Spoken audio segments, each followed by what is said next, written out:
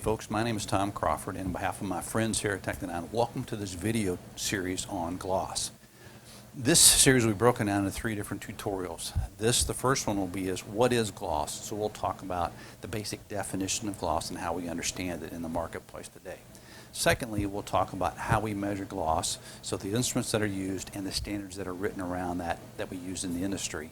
And the third video will be about why we measure gloss, looking in particular at paper making applications and what happens when we change gloss and what happens to other properties in relationship to that. So that's kind of the context of this whole video series. Now, if you've watched the brightness video or the opacity videos, you know that in those we try to create things in the background that will help you think about the property as we're doing it. So for instance, in the brightness video, we had a background on the back wall that was an unbleached product, so it looked like a grocery bag brown on one side of the wall, and on the other side we had a white background, a bleached background. And the reason we did that is we wanted to emphasize throughout the whole video the bleaching process is really what brightness was originally designed for.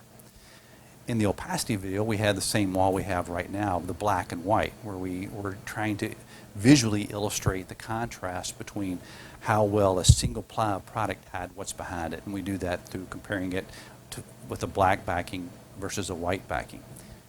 Maybe you've guessed it already, but in the gloss video, we're going to shoot that video from an angle. Maybe this really annoys you, I don't know. But it's what we're going to do, so sorry about that. But the reason we chose to do it this way is because gloss is all about the angles. It's all about how light interacts with the surface of something at a particular angle.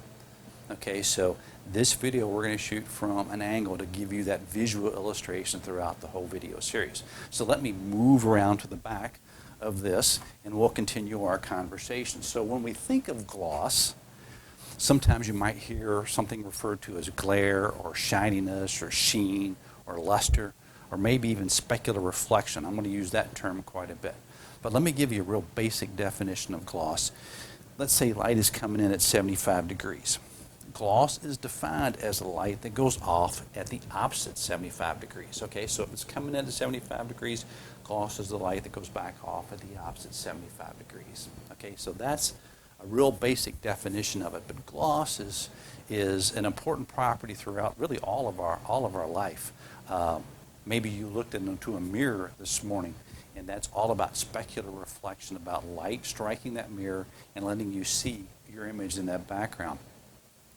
If you are going to paint a room in your house, you're going to go to a paint store or you're going to go to a hardware store, and you're going to go in there, and the first thing you do is you're going to pick a color. And once you've picked your color and you've settled on what that is, you're next going to pick what kind of finish do you want that to have. Do you want it to have a flat finish, so basically it diffuses light as light strikes it? Or do you want it to be an eggshell or satin? And you're going to move up, and then you'll move to semi-gloss, and ultimately you'll get the gloss. And all that's doing is changing the surface characteristics of that paint, okay? And it's going to go from a very matte or flat surface, so it's going to take that light and it's going to diffuse it out, or it's going to take a lot of that light energy and send it back out as glossy because you've used a high gloss paint. Certainly you see the same thing if you go into a grocery store, and in our packaging sector of the paper industry, you guys face it quite a bit, where the packaging that you have today is so much more important than it was 10, 15, 20, 30, 40, 50 years ago, because we as consumers make a lot of decisions based on the package that we see. And it can be very attractive to it, but also it can kind of turn us away. So as you print those boxes, as you do those labels for those cans, certainly as I'm walking down the aisle and I've got a whole series of boxes there, oftentimes I'll see things that have a high degree of gloss to them. And they do that for 2 reasons. One, it attracts your eye because light is interacting with that surface and it's coming back almost as a flash as I pass by that because of that specular characteristic. But also that gloss, and we'll talk about this more in one of our other videos related to gloss, but that gloss is also going to make that color appear to be richer and more saturated and going to look cleaner, because you don't have as much diffusing of light on the surface.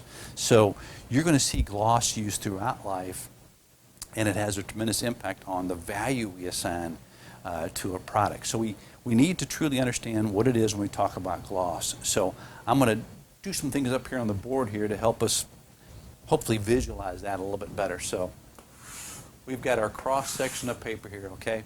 And so when we're talking about gloss, again, we're talking about a surface characteristic. We don't care what happens down in the sheet. It is about what's happening here on the surface, okay? So with that then, whenever we talk about a sample and we talk about angles, okay, it's always to the sample's perpendicular, all right? So if this is my sample, the perpendicular axis, this guy right here, that represents 0 degrees, okay? So in all the properties we talk about when it relates to optical characteristics, and we're talking about definitions, this one holds true. Sample's perpendicular represents 0 degrees. So for the sake of our conversation, I'm going to choose an angle. I'm going to say 75 degrees. So light that comes and strikes the sample from 75 degrees. So that means this angle right here is 75 degrees. All right, so light's coming in, it strikes the sample. Now, this sample, let's say, is a book grade of some sort, or a grade that I have at my desk, copy grade might be. And that's going to be a fairly matte surface, okay? And by that I mean light is going to strike that from whatever angle it's coming from, and it's going to diffuse it. Okay, it's not going to send much out as its specular component. It's going to take that light and it's going to diffuse it. And so what I get in that scenario, I'm going to just use a different color. So light's coming in at 75 degrees. Yes, there will be some light that goes off at the opposite 75 degrees, but it's going to be a fairly small amount. But there's going to be equal light going off in almost every direction. And that light is being diffused, okay, as it does that. So that's kind of what we had there. On the opposite end of that is something like this chrome plate. And this chrome plate actually comes off one of our instruments, actually off a couple of our instruments. And it sits down here on the sample plate, on the bottom of the instrument on the plate. And it's there so that you can look at it and look up, because you load a sample in like this and the instrument sits above it. So you can't really see the sample port unless you want to bend over. So we use this instead to give us the reflection so I can see how I'm loading the sample. So this has a high first surface reflectance characteristic. So all the light that strikes it is going back off almost completely as its specular component. Okay, there are scratches and smudges on it, so it's not perfect, but it's a high degree of specular reflection. We don't make that. In the paper industry, we might make something more like this, though. If you've got one of Technonine instruments in your office, you might have an operator's manual, and this is the back cover from that. And I can take this and I can rotate it to different angles, and based on the lighting that I have in this room, and I can see a pretty good image of all those lights through there, because this has a very high degree of first surface reflection or specular reflection. Okay, so on something like this, certainly on this guy, if I take this and I've got my sheet of paper there and I'm coming in at 75 degrees, most of that light's going off at 75 degrees, at the opposite 75. So here again, this represents 75 degrees.